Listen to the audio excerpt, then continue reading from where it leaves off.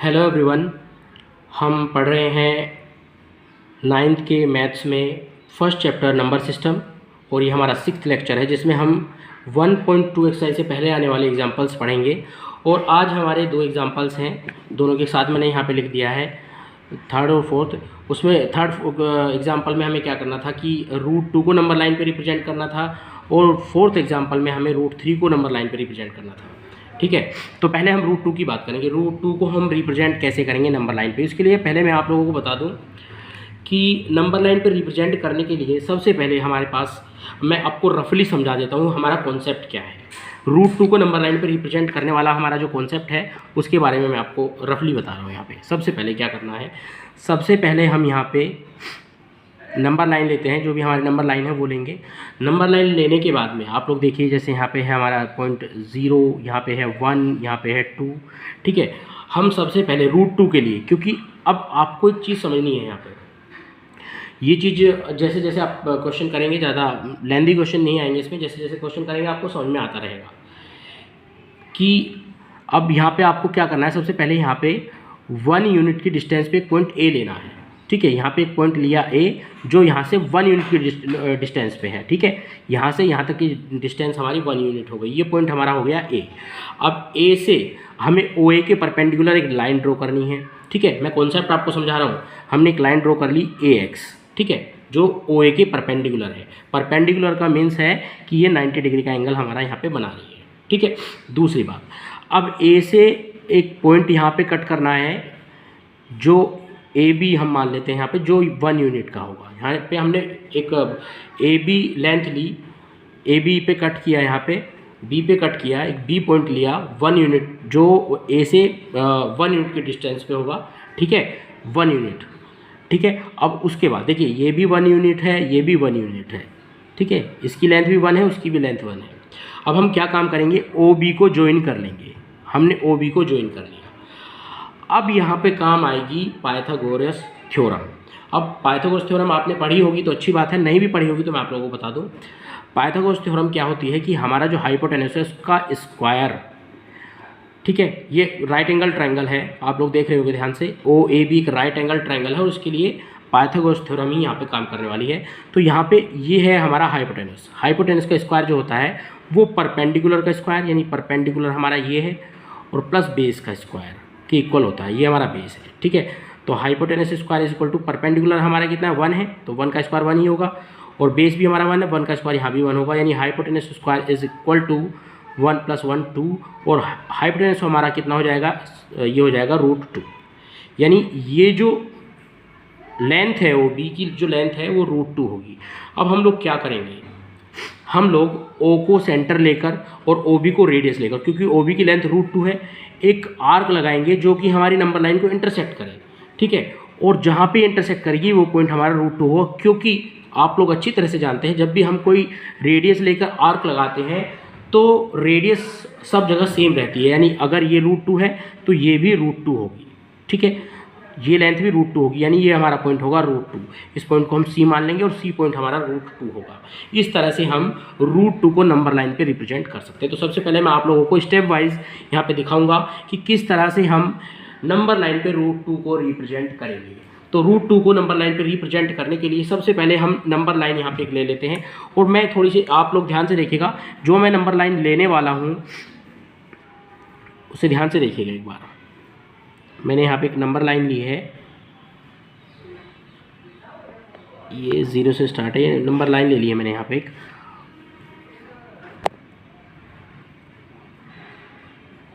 ये देखिए, हाँ मैंने ये नंबर लाइन ले ली है। और नंबर लाइन पे आप लोग ध्यान से देखिएगा, यहाँ पे हमने एक पॉइंट ले लिया है 0। ठीक है, 0 पॉइंट है ओ, ठीक है, जो 0 पे है बिल्कुल स्टार्टिंग में, ये पॉइंट ओ है। अब हम यहाँ से देखिए, अगर मैं 1 यूनिट 1 सेंटीमीटर के इक्वल लूँगा तो ये ज़्यादा छोटा हो जाएगा, आप लोगों को ठीक से दिखाई नहीं देगा। तो मैं यहाँ पे क्या करता हूँ, हम ले रहे हैं यहाँ पे take 3 centimetre is equal to 1 unit. हमारी 1 यूनिट जो है वो 3 सेंटीमीटर के इक्वल है। तो हमारी जो स्टार्टिंग पॉइंट 0 ये हो गया, तो 3 सेंटीमीटर पे हमारी यहाँ पे हो जाएगी 1 यूनिट। ठीक है, और 6 सेंटीमीटर पे हमारी हो जाएगी 2 यूनिट्स। तो ये हमारा आ जाएगा 1, ये आ जाएगा 2।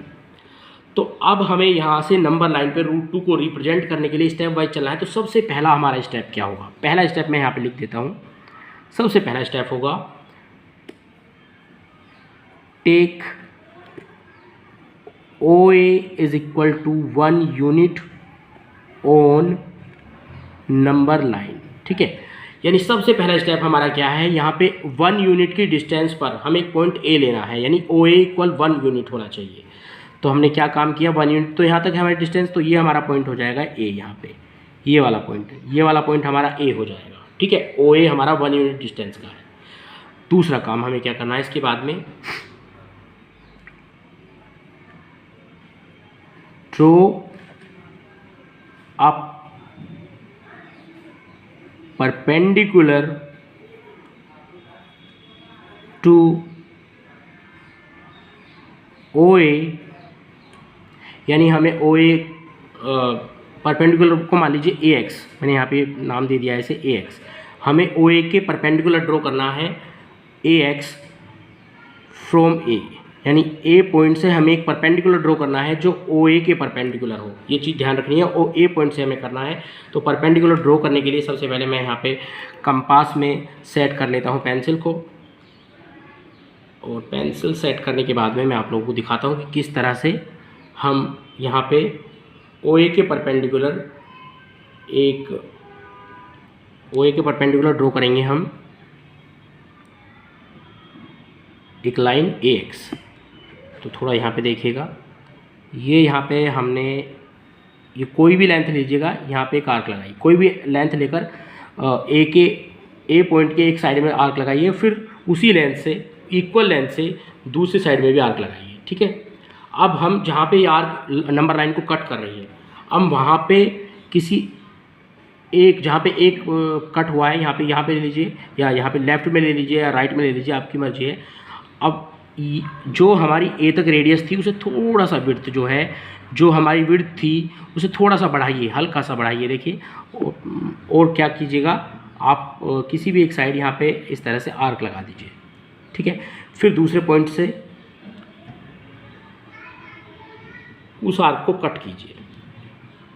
ठीक है, जब आप उस आर्क को कट कर लेंगे, फिर उसके बाद में आपको क्या करना है? जो हमारा पॉइंट A था, ठीक है, उस पॉइंट A से और जो हमारी आर्क कट हुई है उसे मिलाते हुए लाइन खींच दीजिएगा, एक लाइन ड्रॉ कर दीजिएगा। तो ये हमारी जो लाइन होगी ये AX होगी, ये हमारी लाइन AX होगी। ये हमारे 2 स्टेप्स हो चुके हैं, यानी ये हमारा परपेंडिकुलर OA के परपेंडिकुलर हमने एक लाइन ड्रॉ कर दी है AX, यानी ये हमारा 90 डिग्री का एंगल बनाती है यहाँ पे। अब नेक्स्ट स्टेप हमारा क्या है? नेक्स्ट स्टेप में हमें क्या करना है? Take AB is equal to 1 unit at AX, यानी जो हमारी AX लाइन है इस पे हमें एक पॉइंट B लेना है, और इस तरह से लेना है कि AB हमारा 1 यूनिट का हो, यानी A से 1 यूनिट की डिस्टेंस पे हमें B पॉइंट लेना है। तो मैंने आपको पहले ही बताया है कि ये 3 सेंटीमीटर का हम 1 यूनिट लेके चल रहे हैं। यहाँ पे 3 सेंटीमीटर 1 यूनिट के इक्वल है। तो यहाँ से हम 3 सेंटीमीटर लेंगे। अब देखते हैं 0 पॉइंट से, यहाँ से हमारा 3 सेंटीमीटर, आप लोग भी देख लीजिए, ये हमारा 3 सेंटीमीटर यहाँ पे पड़ रहा है। ठीक है, एक बार रीचेक कर लेता हूँ इधर से। हाँ, ये 3 सेंटीमीटर हमारा यहाँ पे हुआ। तो यहाँ पे हमारा जो पॉइंट हुआ ये B पॉइंट हुआ। यहाँ पे AB की डिस्टेंस भी 1 यूनिट है और OA की डिस्टेंस भी 1 यूनिट है। ठीक है, ये भी 1, ये भी 1। अब हमें हमारा अगला स्टेप क्या है? मैंने आपको ये स्टेप बताया, ये स्टेप्स याद रखिएगा आप लोग, ये लिख लीजिएगा आप लोग स्टेप्स। ठीक है, नेक्स्ट स्टेप क्या है? हमें क्या करना है? जॉइन OB ज्वाइन करना है हमें। ठीक है, और B को ज्वाइन कर लीजिए।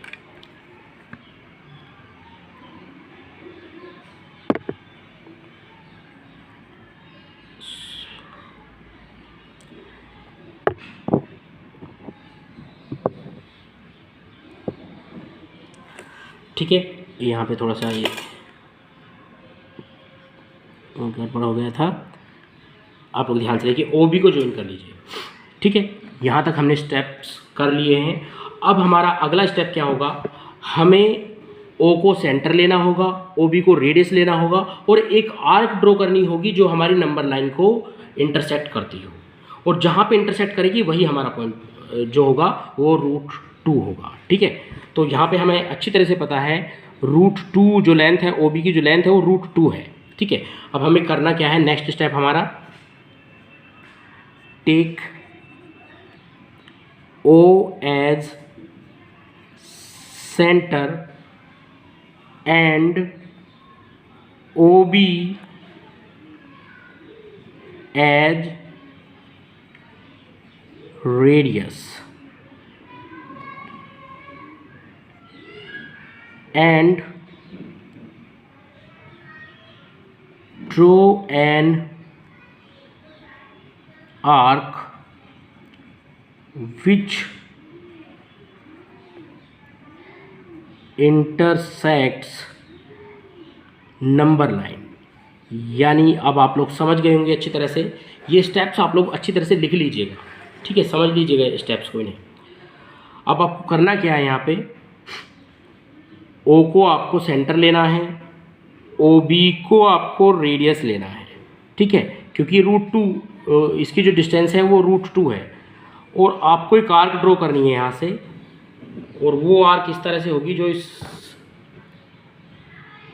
नंबर लाइन को कट करती हो, इंटरसेक्ट करती हो, और जहाँ पे इंटरसेक्ट करेगी वहाँ पे एक पॉइंट ले लीजिए सी, और यही सी पॉइंट जो है आपका वो √2 होगा। ठीक है, तो इस तरह से हम नंबर लाइन पे √2 को रिप्रेजेंट कर सकते हैं। अब बात आती है √3 की। देखिए, √3 के लिए मैं अलग से स्टेप्स नहीं लिख रहा हूँ, √3 वाला क्वेश्चन भी मैं आप लोगों को यहीं पे करके दिखाने वाला हूँ, क्योंकि √3 नंबर लाइन पे रिप्रेजेंट करने के लिए हमें इसी का यूज़ करना होगा। ध्यान से समझिए क्यों।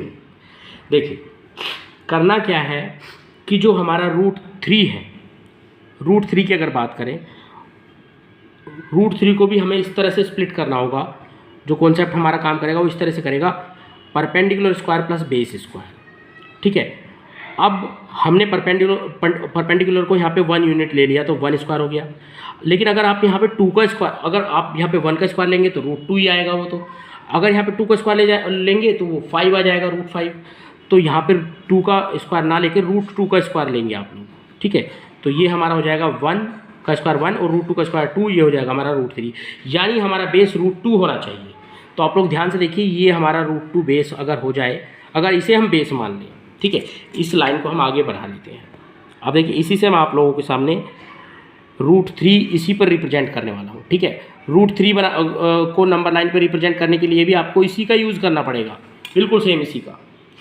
ठीक है, इसी का ही यूज़ करना पड़ेगा। पहले आपको √2 रिप्रेजेंट करना होगा, उसके बाद √3 रिप्रेजेंट कर पाएंगे। तो आप लोग ध्यान से देखिए, अभी हमने यहाँ पे √2 रिप्रेजेंट कर लिया है। अब इसके बाद पहले से कर चुके हैं तो दोबारा रिप्रेजेंट करके हम टाइम वेस्ट नहीं करना चाहेंगे, √3 को रिप्रेजेंट करेंगे यहीं पे। अब कैसे करेंगे, ध्यान से देखिए, इसी नंबर लाइन पे करना क्या है मैं यहीं पे बता दूँ आप लोगों को। आपको आगे वही स्टेप्स फॉलो करने हैं। यहाँ पे बेस हमारा ये चल रहा है, ध्यान से देखिए, बेस हमारा है OB, इसमें हमारा OA बेस था, इसमें हमारा OB बेस है। अब हम यहाँ पे OB को क्या लेंगे, बेस लेकर OB के परपेंडिकुलर एक लाइन ड्रॉ करेंगे। OB के परपेंडिकुलर, इस बार OB के परपेंडिकुलर हमें लाइन ड्रॉ करनी है। तो थोड़ा देख लीजिएगा, यहाँ पे हमने यहाँ पे इस B पॉइंट पे कंपास का पॉइंट रखा है, टिप रखा है, और यहाँ पे हमने पेंसिल से आर्क लगा दिए दोनों साइड में, यहाँ पे भी यहाँ पे भी। ठीक है, अब जहाँ जहाँ आर्क कट कर रही है दोनों साइड में, थोड़ी विड्थ बढ़ाकर ऊपर आर्क लगाएंगे यहाँ पे भी, और यहाँ से इस आर्क को कट करेंगे, इंटरसेक्ट करेंगे। ठीक है, अब B से जहाँ पे दोनों आर्क्स कट कर रही हैं, इंटरसेक्ट कर रही हैं एक दूसरे को, B से उसे मिलाते हुए आगे चले जाएंगे। ठीक है, ये हमारी अगली जो है यहाँ पे लाइन बन गई है जो OB के परपेंडिकुलर है, यानी ये एंगल जो 90 डिग्री का होगा हमारा। ठीक है, अब ये हमारा जो है ये √2 यूनिट का है, और यहाँ पे हमें क्या करना है, यहाँ पे हमें 1 यूनिट डिस्टेंस पर एक पॉइंट लेना है कोई भी। ठीक है, 1 यूनिट का मतलब समझ रहे हैं आप लोग, 3 सेंटीमीटर, क्योंकि हमने 1 यूनिट 3 सेंटीमीटर ले रखा है। तो यहाँ पे ये पॉइंट बैठ रहा है, तो यहाँ पे हमने पॉइंट मान के चलिए ले लिया P, कुछ भी ले सकते हैं आप। देखिए, अब आप OP को ज्वाइन कर लीजिए। अब आपका अगला काम क्या है, OP को ज्वाइन कीजिएगा।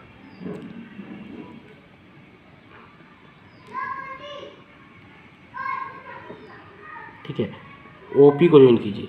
अब ध्यान से देखिए, ये आपका √2 है, ये आपका 1 यूनिट है, ठीक है। √2 का स्क्वायर प्लस 1 का स्क्वायर जब स्क्वायर रूट के अंदर रखेंगे तो ये आपका √3 हो जाएगा। अब आपको करना क्या है, अब ध्यान से समझ रहे होंगे आप लोग बात।